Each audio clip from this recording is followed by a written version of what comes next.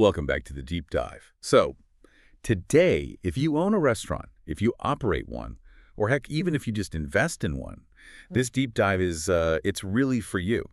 We're plunging into what our sources are calling, well, maybe the most challenging environment for hospitality in recent memory. We're talking about the tightening restaurant landscape of 2026. And it's a forecast that really demands attention. When we talk about trends, there's always this immediate tension for an operator, isn't there? Do I change? Or do I just stay the course? Right. Because there's a very real argument that some of the most successful places, that 40-year-old corner diner, the family Italian spot that never changes, they thrive precisely because they don't change. Their whole brand is consistency. It's nostalgia. That nostalgia argument, yeah, makes perfect sense, but isn't relying on just staying the same. Yeah, That's honestly what you're suggesting. Yeah. Making strategic adjustments. Yeah. I mean, how do you know when that consistency is a real strength versus just a dangerous liability? Yeah, that's the core question, really.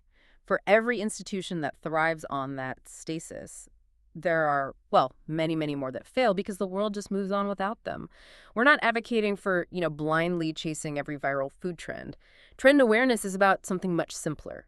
It's about making small strategic adjustments to anticipate pain points before they become critical injuries. Okay, so in a high-cost, tight-margin business like this, that kind of awareness is basically the difference between surviving the storm and being washed away. Exactly. So that sets our mission for today. We're looking for those non-negotiable strategic adjustments across sales, food, operations, and taste. The things that let an owner stay competitive in what sounds like a pretty unforgiving landscape. Let's start with that unforgiving economic reality. It really underpins everything else. Okay, let's unpack this. We've got some macro data here that, on the surface, sounds almost reassuring. Food away from home now accounts for over half of all U.S. food and beverage spending. That sounds like a win for restaurants, right?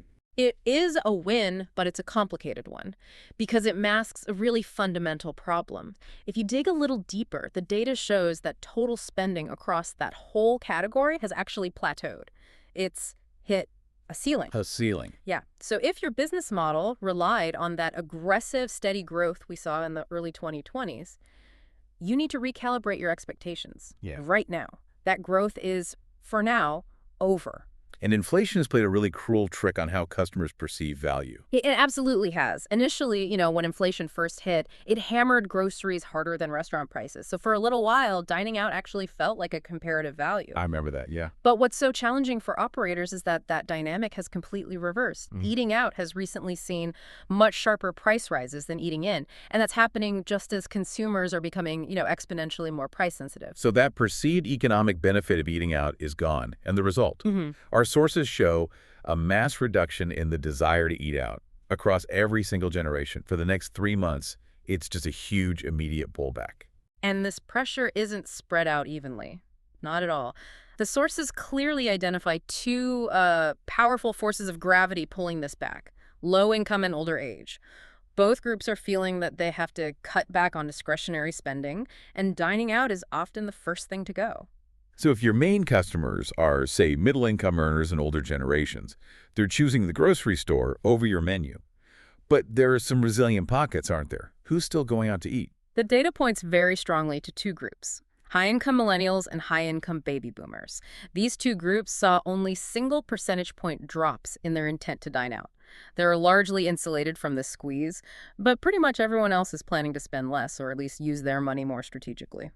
Okay, so if half the market is pulling back, what does that pain translate to? What's the immediate, survival strategy for 2026? It means restaurants have to prepare for a price war of sorts. When consumers were asked how they plan to cut back, 50% said they'd be using discounts or promotions.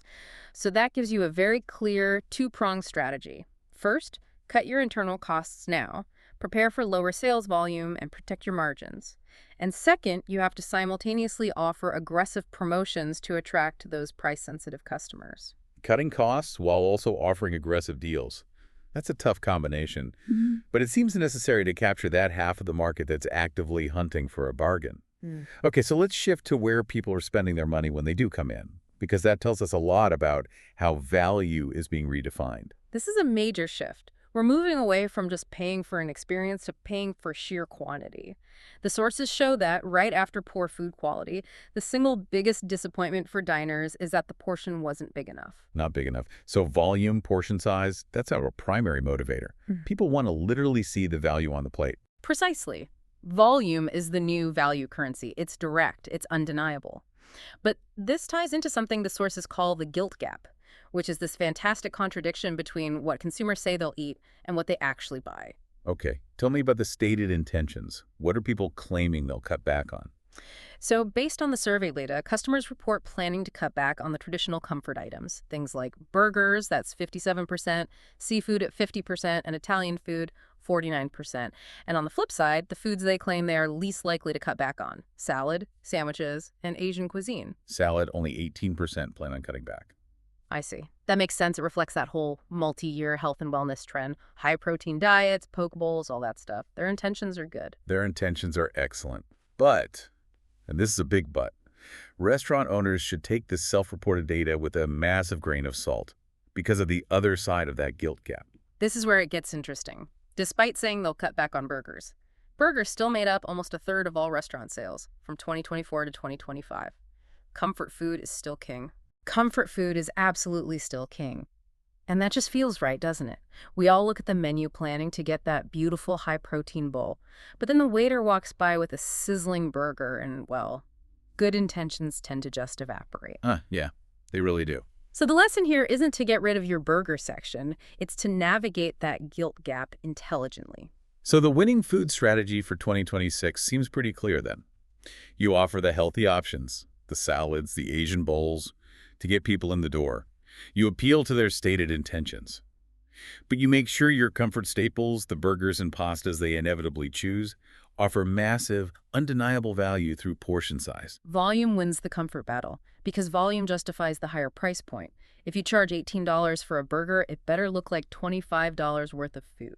But giving away more food while your ingredient costs are rising, I mean, that sounds like a recipe for bankruptcy, not survival.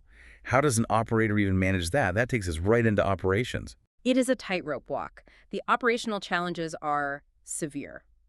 Restaurant Dive is predicting 2026 will be a really difficult year. You have struggling sales and climbing costs. One analyst, Victor Fernandez, was pretty stark. He said, profitability and survival becomes a question. And what's fueling this cost pressure? It's more than just general inflation, isn't it? Oh, it's coming from every angle. It's creating massive uncertainty. Phil Kafarakis of IFA says supply chains are, and I'm quoting here, really screwed up again. He's citing tariffs, logistical nightmares, just the basic mechanics of moving things around the world. And that instability means you have to have this, unprecedented focus on internal cost management just to break even. Exactly. Another analyst, Brian Solar, warns that figuring out how to manage costs in order to be profitable is going to happen at a clip that has not happened historically. The businesses that don't figure this out, they just won't survive. And tech is always pitched as the solution, right? Yeah. But for a small owner-operated place, complex software isn't really the answer. They don't have time to learn it. They just need labor and time savings. That is the crucial distinction. They don't need more data entry. They need time back.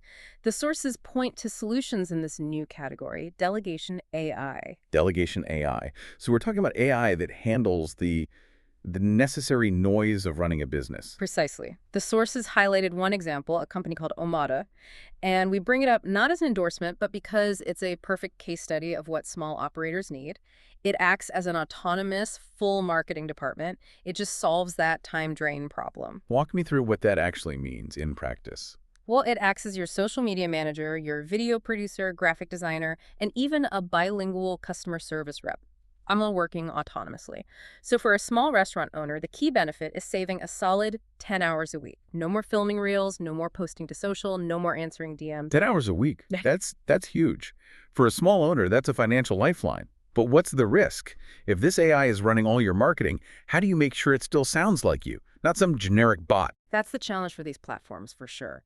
The good ones are built on initial training data from the owner, but the value proposition in this climate is just undeniable. It removes the burden of growth marketing.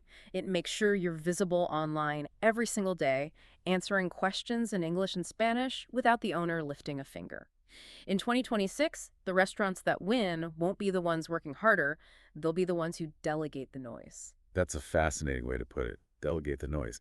Okay, let's pivot away from the hard numbers and look at the softer side. Taste and style.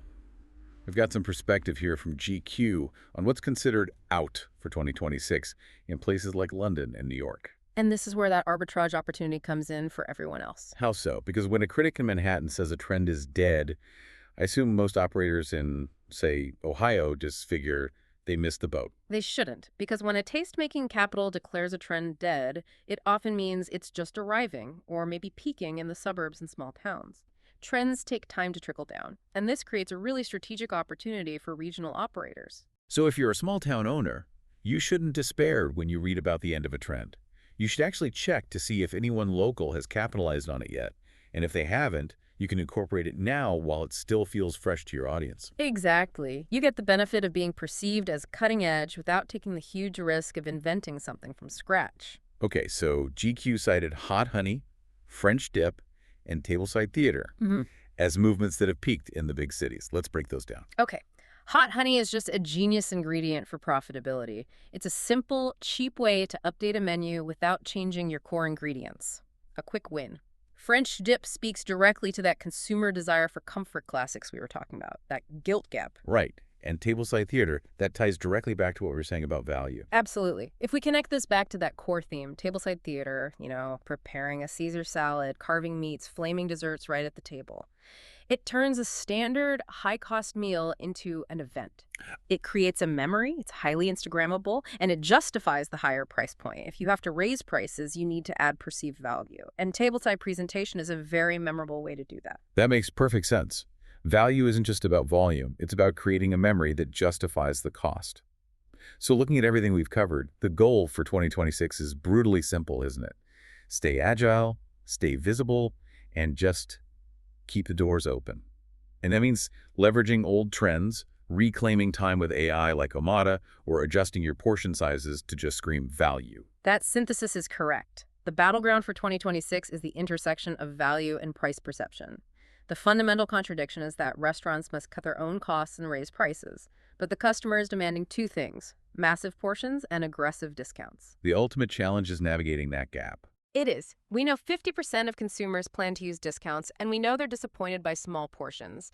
This raises a final important question for you, the listener, to consider. How can a restaurant creatively bundle a promotion that delivers both massive volume and perceived savings without completely destroying its own profitability? That strategic thinking combining deals with undeniable quantity. That's the key differentiator for the year ahead.